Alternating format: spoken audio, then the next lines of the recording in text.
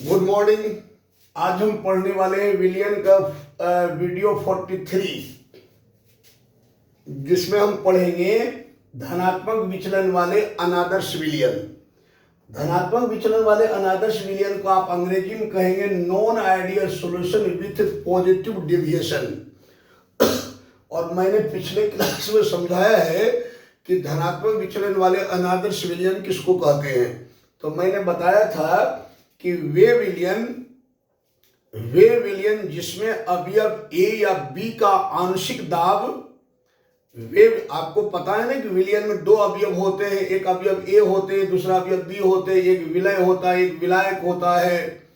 तो वे विलियन जिसमें अवयव ए या बी का आंशिक दाब राउल्ट द्वारा निर्धारित वाष्प दाब से अधिक होता है, ऐसे विलियन को हम धनात्मक विचलन वाले अनादर्श विलियन कहते हैं। अधिक का मतलब क्या होता है? पॉजिटिव। और कम का मतलब क्या होता है? नेगेटिव। तो वे विलियन जिसमें अवयव ए या बी का आंशिक दाब राउल्ट ने जितना आंशिक दाब निर्धारित किया था उससे ज्यादा हो, तो ऐसे विलियन को हम धनात्मक विचलन वाले अनादर्श विलियन कहते हैं।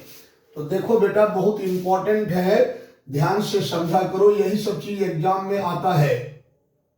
तो आप कहोगे वे विलियन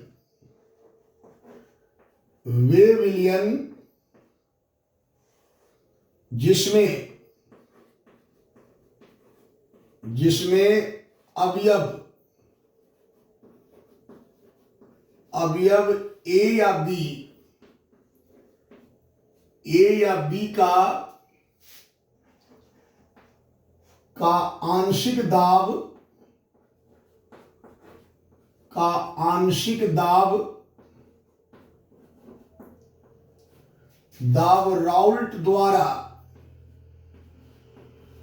राउल्ट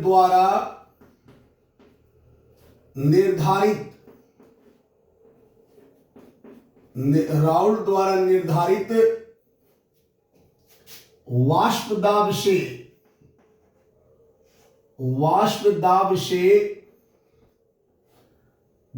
से क्या होता है? से अधिक होता है,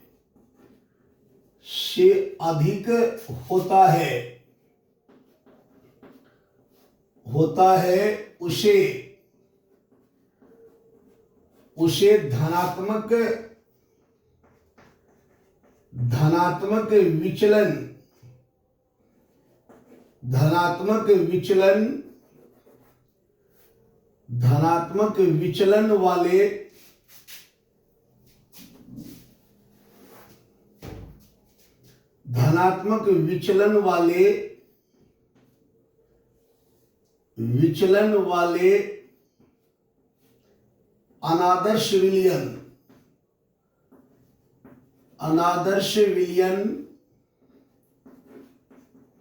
अनादर्श विलियन कहते हैं। पहली बात तो आपको परिभाषा पता होना चाहिए कि धनात्मक विचलन वाले अनादर्श विलियन किसको कहते हैं। वे विलियन जिसमें अवयव ए या बी का आंशिक दाब राउल्ट द्वारा निर्धारित वाष्प दाब से अधिक होता है, उसे धनात्मक विचलन वाले अनादर्श विलियन कहते हैं। अब तुम बताओ कि राउल्ट द्वारा निर्धारित वाष्प दाब क्या है? तो अवयव ए के लिए है PA बराबर PA0 XA, और अवयव बी के लिए क्या है? PB बराबर PB0 XB। यही ना है राउल्ट का नियम। आपने विलियन में अवयव ए का वाष्प दाब इतना पढ़े हो, अवयव बी का वाष्प दाब इतना पढ़े हो राउल्ट के नियम में।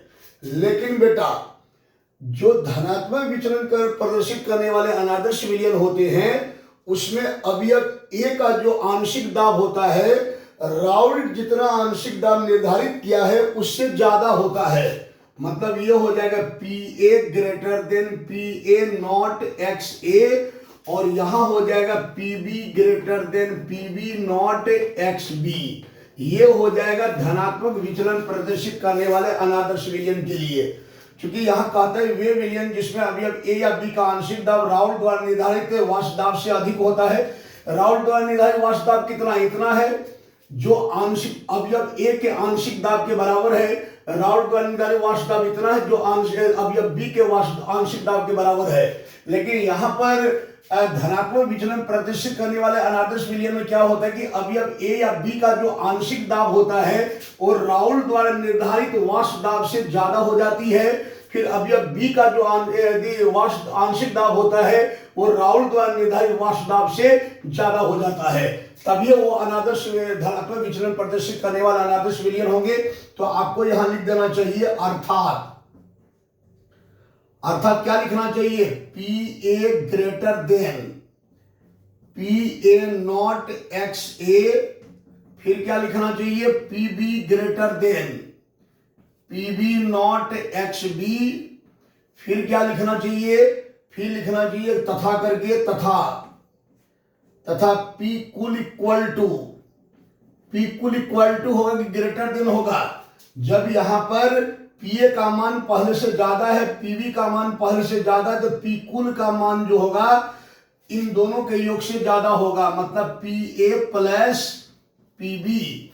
तो ये है आपका धनात्मक विचलन प्रदर्शित करने वाले अनादर्श विलयन। अब तुम्हारे मन में एक क्वेश्चन आता होगा कि सर ये जो धनात्मक विचलन प्रदर्शित करने वाले अनादर्श विलयन है, इस विलयन में अवयव ए या बी का आंशिक दाब राउल्ट द्वारा निर्धारित आंशिक दाब से ज्यादा क्यों हो जाता है? तो बेटा इसके पीछे रीजन है ए और बी के मध्य आकर्षण बल का। ए और बी के मध्य जो आकर्षण बल होता है ना, वो ए या बी के मध्य आकर्षण बल से कम होता है, और यदि आकर्षण बल कम होंगे ए बी के मध्य तो वाष्प दाब पहले से ज्यादा हो जाएगा, मतलब राउल्ट द्वारा निर्धारित वाष्प दाब से ज्यादा हो जाएगा। क्योंकि हम जानते हैं कि वाष्प दाब आकर्षण बल के इनवर्सली होता है।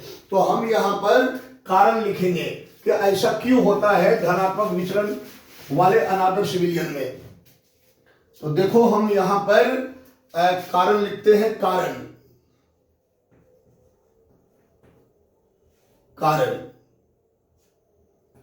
किसके लिए लिख रहे हैं? अनादर्श विलयन के लिए। इस प्रकार के विलयन में, कौन प्रकार के विलयन में? धनात्मक विचलन प्रदर्शित करने वाले अनादर्श विलयन में इस प्रकार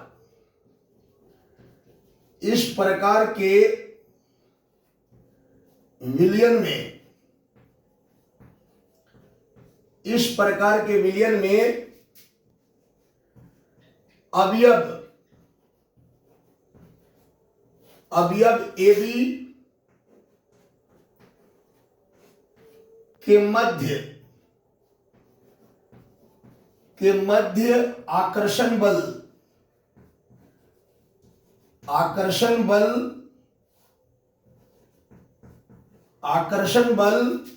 अवयव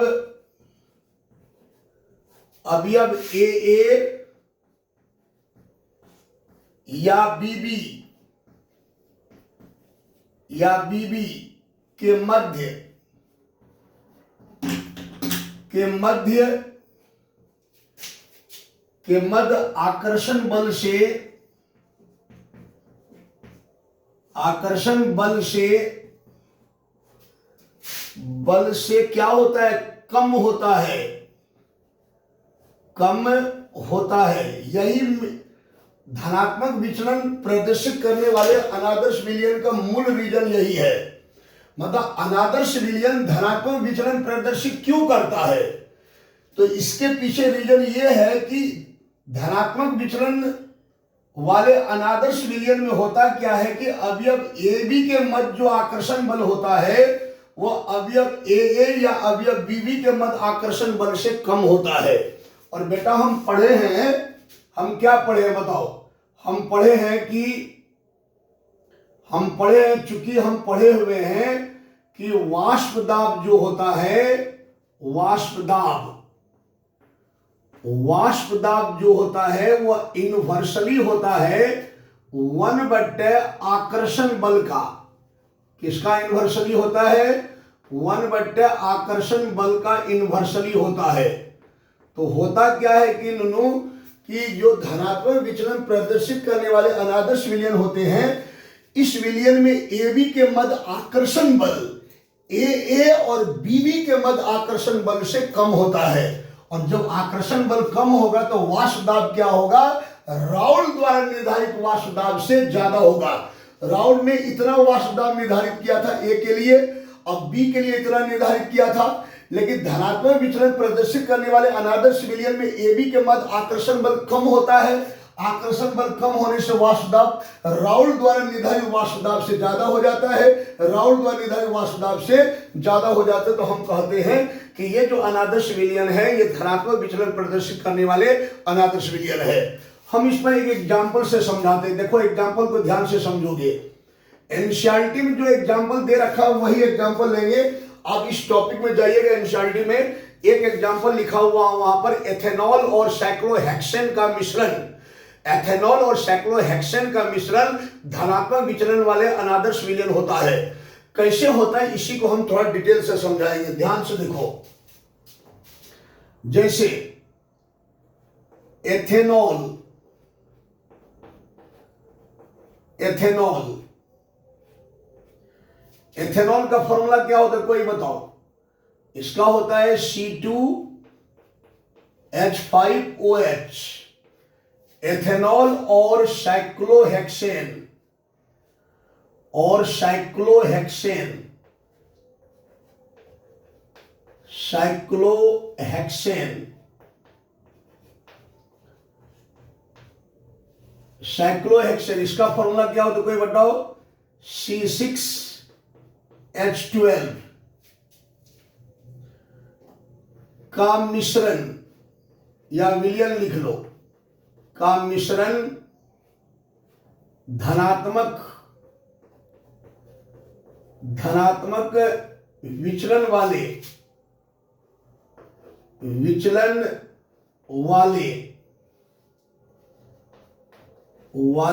अनादर्श विलयन, अनादर्श विलयन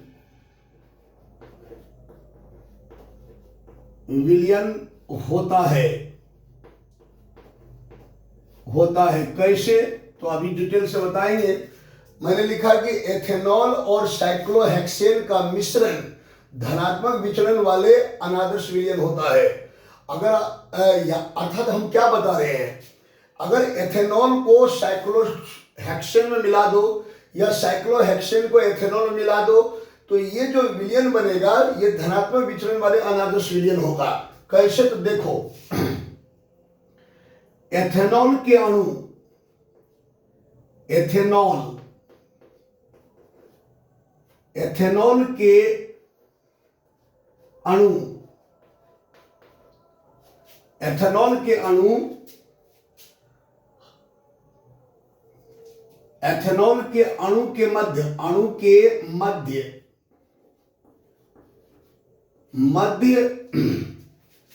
H बॉन्ड होता है। क्या होता है, H बॉन्ड होता है। जब एथेनॉल में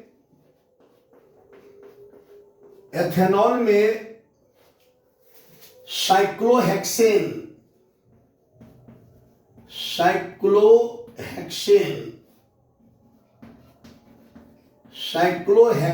को मिलाया जाता है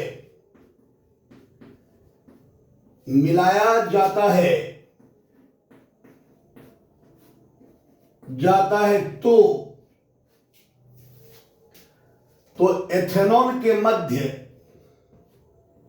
एथेनॉल के मध्य, तो एथेनॉल के मध्य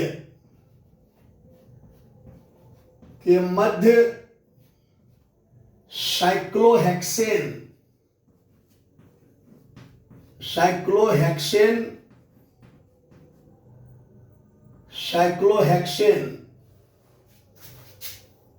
का अणु आ जाता है,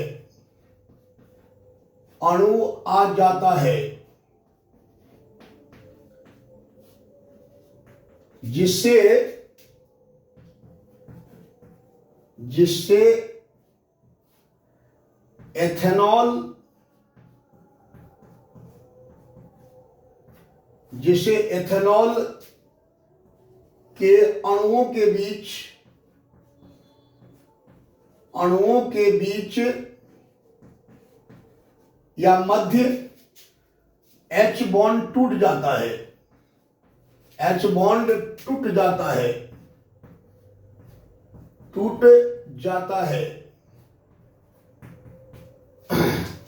जिससे एथेनॉल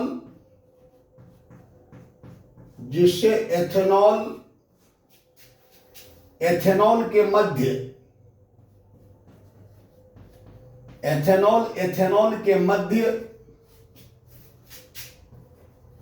मध्य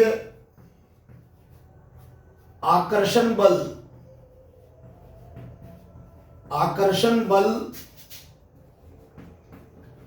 घट जाता है या कम हो जाता है। फलस्वरूप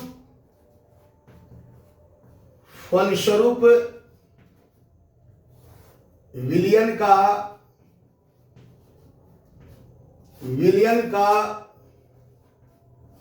वाष्प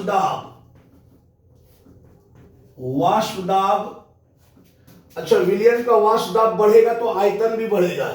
फलस्वरूप विलयन का वाष्प दाब, आयतन और ऊर्जा भी बढ़ जाएगा। ऊर्जा मतलब एंथैल्पी, और ऊर्जा या एंथैल्पी लिख दो, और एंथैल्पी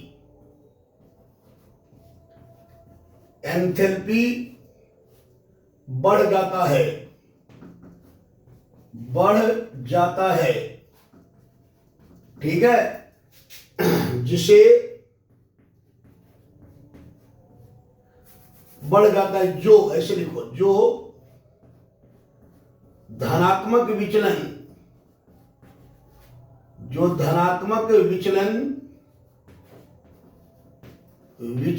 प्रदर्शित करता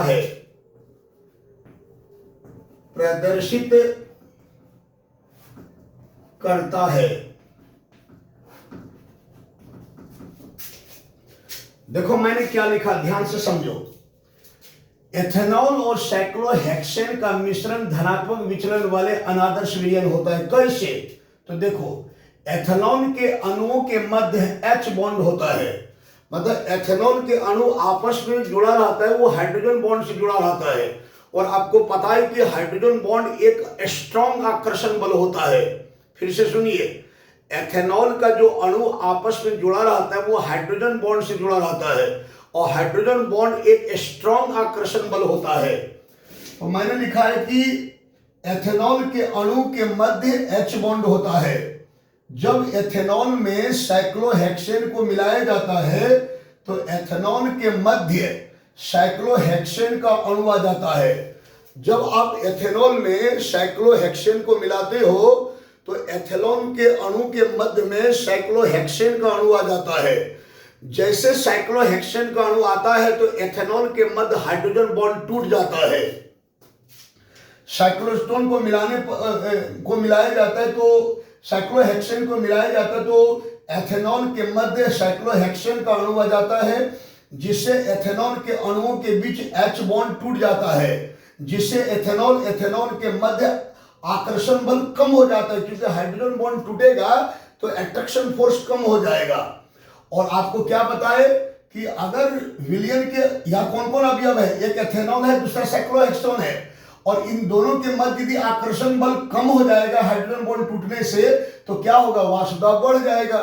तो वही लिखे, फलस्वरूप विलयन का वाष्प दाब, अच्छा वाष्प दाब यदि विलयन का बढ़ेगा, मान लीजिए पहले वाष्प दाब इतना था, हाइड्रोजन बॉन्ड टूटा था, वाष्प दाब बढ़ गई, तो वाष्प दाब बढ़ेगा तो आयतन भी बढ़ेगा और एनर्जी भी बढ़ेगा, ठीक है।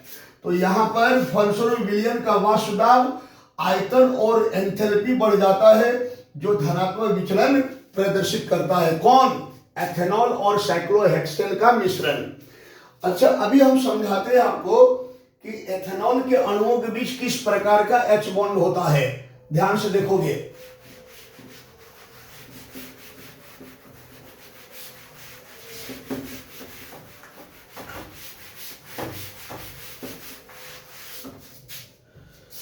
देखो जैसे मान लो कि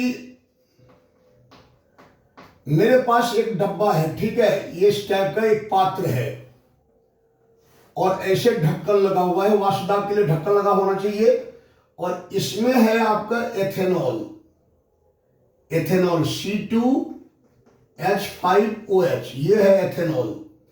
तो इसमें क्या होगा कि एथेनॉल के केवल अणु होंगे और ये एथेनॉल के अणु आपस में किससे जुड़ा रहता है, H बॉन्ड से, C2H5OH, ठीक है। उसके बाद एक पात्र में मैंने रखा है साइक्लोहेक्सेन, ये भी ढक्कन युक्त पात्र है और इसमें हमने रखा है साइक्लोहेक्सेन, मतलब C6H12, और आपको पता है कि इसके अणु के बीच में कोई हाइड्रोजन बॉन्ड नहीं है। और अब हमने क्या किया, दोनों को मिला दिया, दोनों को मिलाने पर मेरे पास ये बन गया विलियन, साइक्लोहेक्सेन और एथेनॉल का विलियन।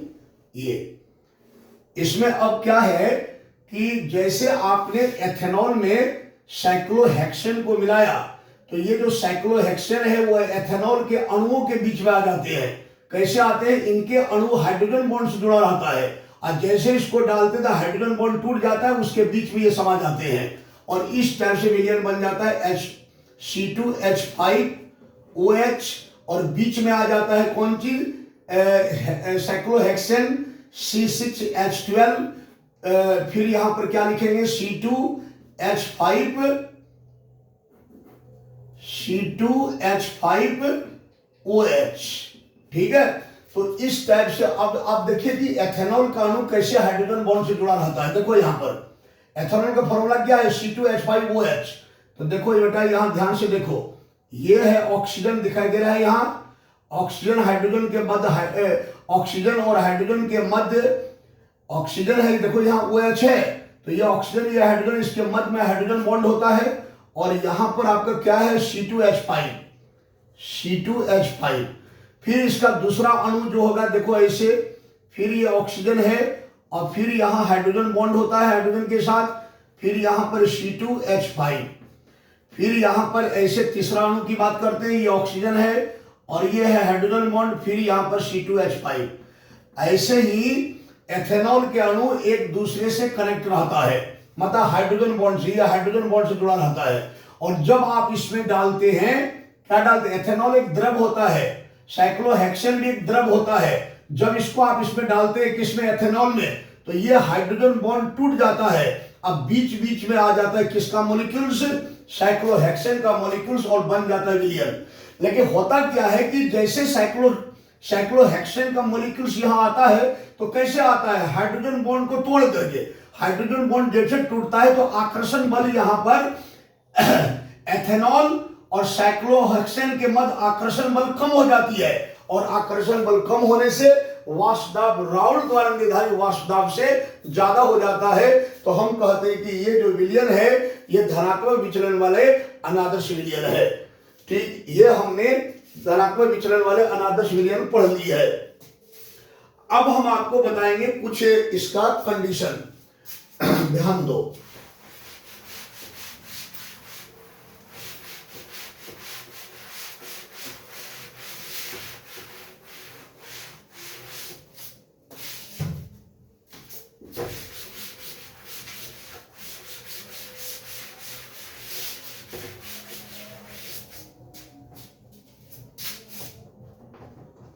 धनात्मक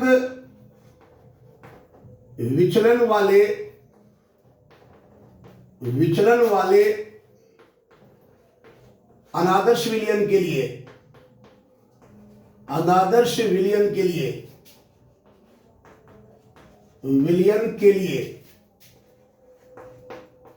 पहला कंडीशन क्या आया, पहला आया कि धनात्मक विचलन प्रदर्शित करने वाला आदर्श विलयन के लिए पहला कंडीशन आया PA greater than PA not XA, और दूसरा क्या आया PB greater than PB not XB।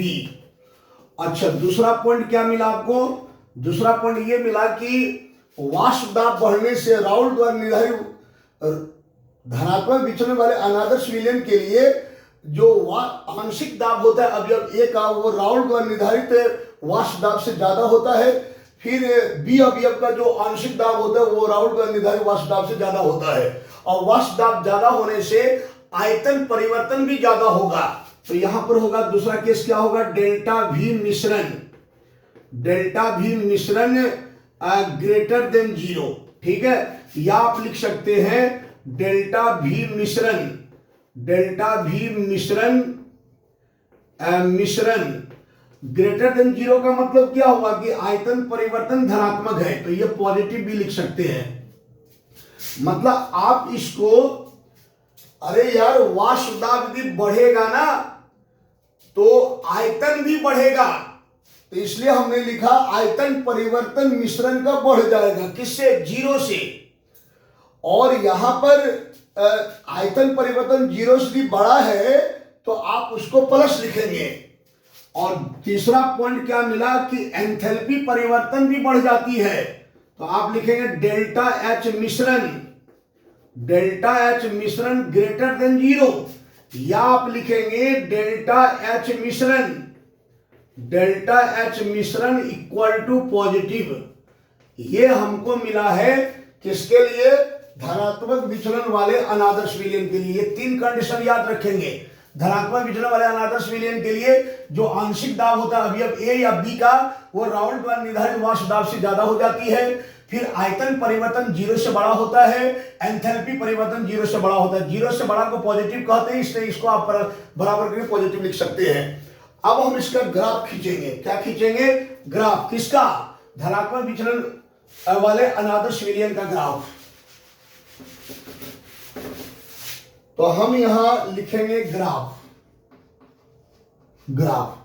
आपने अनादर्श विलयन का ग्राफ पढ़े हो, याद करो, पढ़ाया हुआ है आपका। देखो ये y एक्सिस है और ये x एक्सिस है, फिर ये y एक्सिस है। ठीक है, ये कौन एक्सिस है, y एक्सिस, ये भी कौन एक्सिस है, y एक्सिस। इधर क्या लेते हैं बेटा, इधर लेते हैं वेपर प्रेशर, इधर भी क्या लेते हैं, वेपर प्रेशर, वेपर प्रेशर। इधर किधर क्या लेते हैं, मोल प्रभाज, मोल प्रभाज मतलब x लेते हैं। और मैंने बताया था कि यहां पर XA क्या होता है 1 और XB क्या होता है 0।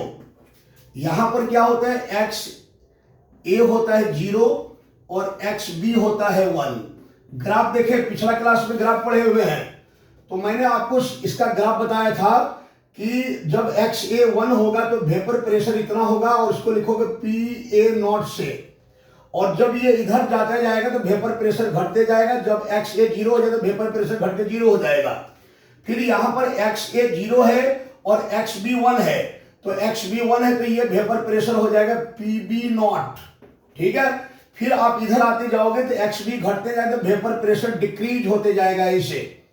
तो अब देखो ये क्या है, बताओ ये क्या है, ये है PA बराबर PA0 XA। और ये क्या है बताओ, ये है आपका PB बराबर PB0 XB, है कि नहीं, बताओ। अब उसके बाद फिर मैंने बताया टोटल विलयन का वाष्प दाब क्या होगा, तो टोटल विलयन का वाष्प दाब ये हो जाएगा। और ये कितना होता है, ये होता है P कुल बराबर PA plus PB, PA plus PB, यही होता है। तो यहां पर इसको बाद में दर्ज करेंगे क्योंकि ग्राफ अभी फाइनल करनी है। तो देखो राउल्ट के नियम का ग्राफ तो यही है जो हम यहां बनाए हैं। अरे राउल्ट के नियम का ग्राफ यही ना होता है। लेकिन देखो धनात्मक विचलन के लिए क्या होता है, देखो धनात्मक विचलन के लिए PA का मान इससे ज्यादा हो जाता है, अब PB का मान इससे ज्यादा हो जाता है। तो ये तो PA है, लेकिन धनात्मक विचलन के लिए क्या होता है कि PA का मान पहले से ज्यादा हो जाता है। तो ये PA है तो पहले ज्यादा होगा तो ये हो जाएगा ना ऐसे। और PB का मान भी पहले से क्या हो जाता है, ज्यादा हो जाता है। देखो दोनों को मिलाओ, यहां PB बराबर है PB0 XB, ये है राउल्ट का नियम। और धनात्मक विचलन के लिए PB का मान पहले से ज्यादा हो जाता है, तो पहले से ज्यादा होगा तो ये हो जाएगा ऐसे। अच्छा, ये क्या है, ये जो है ये पी और पीबी का योग है। अब देखो पीए का मान, पीए गए थे, पीए का मान पहले से ज्यादा हुआ, सॉरी पीए का मान पहले से ज्यादा है, पीबी का मान भी पहले से ज्यादा है, तो ये क्या हो जाएगा, ये आपका आ गया, ये आ गया कौन जी, ये आ गया आपका PB greater than PB not X B. और ये आपका क्या आ गया, ये आ गया आपका, एक काम करते थोड़ा बड़ा करके ग्राफ बनाते हैं, आपको शायद नहीं दिखता होगा, थोड़ा बड़ा करके बनाते तब समझ में आएगा। देखो, अरे यार राउल्ट के नियम का जो ग्राफ पढ़े ना उसको सिंपली बना लो। देखो इधर लेना है वेपर प्रेशर, इधर भी लेना है वेपर प्रेशर, इधर लेना है मोल प्रभाज, मोल प्रभाज, इसको हम x से लिखते हैं। देखो यहां पर क्या बताए थे, एक्स ए बराबर 1, एक्स बी बराबर 0, तो जब एक्स ए बराबर 1 तो वेपर प्रेशर हमको ये मिलेगा और ये होगा पी ए नॉट। फिर हमने बताया कि आप इधर जाते जाइए तो एक्स ए कम होते जाएगा और यहां पर एक्स ए घट के 0 हो जाएगा, तो वेपर प्रेशर भी घट के 0 हो जाएगा। एकदम सीधा खींचो, टेढ़ा नहीं होना चाहिए। वेपर प्रेशर भी क्या हो जाएगा, घट करके 0 हो जाएगा ऐसे। फिर यहां पर एक्स ए 0 हुआ, एक्स बी यहां पर 1 है, एक्स बी 1 है तो वेपर प्रेशर हमको ये मिलेगा पीबी नॉट। अब क्या है कि इधर आते जाएंगे तो वेपर प्रेशर कम होते जाएगा, क्योंकि इधर आएंगे तो एक्स बी का मान घटेगा तो वेपर प्रेशर भी घटेगा, ऐसे आ जाएगा। अच्छा, अब जो है विलयन का कुल वेपर प्रेशर ये बन जाएगा, ठीक है। अब तुम गौर से देखो कि राउल्ट के नियम के मुताबिक धनात्मक विचलन वाले अनादर्श विलयन के लिए राउल्ट द्वारा जितना निर्धारित वाष्प दाब है, राउल्ट द्वारा निर्धारित जितना वाष्प दाब है उससे ज्यादा हो जाता है। देखो यहां ज्यादा है तो ये चल जाएगा ऊपर ऐसे। फिर बी के लिए देखो, बी के लिए राउल्ट द्वारा जितना निर्धारित वाष्प दाब है उससे ज्यादा हो जाता है तो ये भी ऊपर चला जाएगा ऐसे ऊपर। अब देखो कि इन दोनों का योग, इनका योग ये है, तो अब इनका और इनका योग क्या होगा, इससे ज्यादा हो जाएगा तो ये चल जाएगा ऐसे ऊपर। अर्थात बताओ कि ये क्या है, ये है पी ए बराबर पी ए नॉट एक्स ए, ठीक है। अब बताओ ये क्या है, ऊपर वाला क्या है, ऊपर वाला है P A greater than P A not X A. इसमें आ जाओ, ये क्या है बताओ, ये क्या है, कोई बताओ ये क्या है, यहां लिख देते, ये है आपका पीबी बराबर पीबी नॉट एक्स बी, ठीक है। एक काम करते हैं यहां लिख देते हैं क्योंकि यहां दोनों मिल जा रहा है। ये क्या है आपका, ये है आपका PB, PB greater sorry PB बराबर पीबी नॉट एक्स बी, और इससे ज्यादा नहीं हो गया तो ये क्या हो जाएगा, PB greater than PB not X B. और ये क्या है, ये है आपका पी कुल बराबर पी ए प्लस पीबी।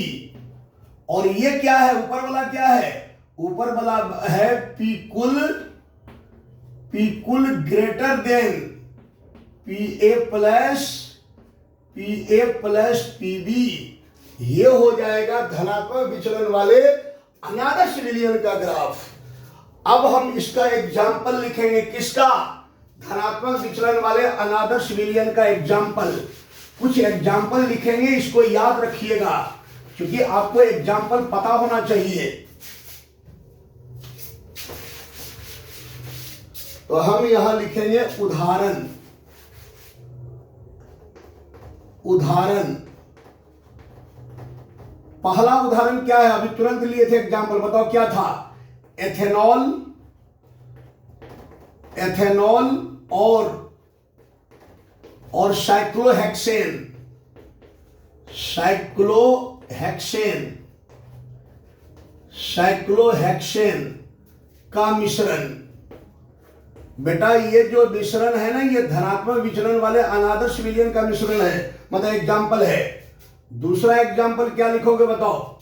दूसरा लिखोगे बेंजीन। बेंजीन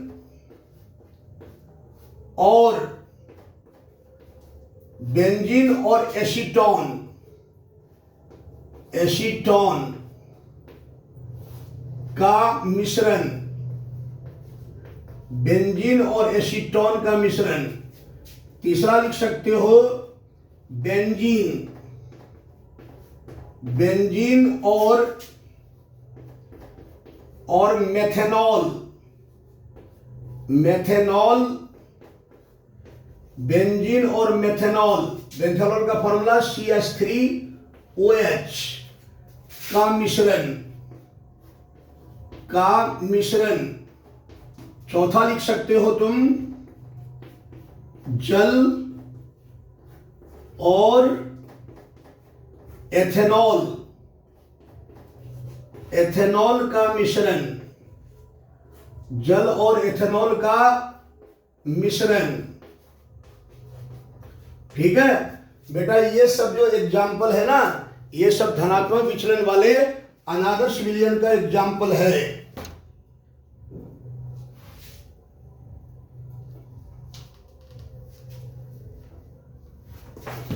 क्या समझ में आया? ये सब एग्जाम्पल किसका है? धनात्मक विचलन वाले अनादर्श विलयन का एग्जाम्पल है। एक एग्जाम्पल और लिख सकते हो, जैसे एसीटोन, एसीटोन और एथेनॉल, एथेनॉल का मिश्रण, का कौन चीज? मिश्रण। तो ये सब बेटा जो एग्जाम्पल है ना, ये सब धनात्मक विचलन प्रदर्शित करने वाले अनादर्श विलयन का एग्जाम्पल है। आई होप कि आपको समझ में आया होगा। मेहनत करें, मेहनत ही आपकी जिंदगी रंग लाएगी। आपके लिए कोई टीचर पढ़ेगा नहीं, पढ़ना तो आप ही को पड़ेगा।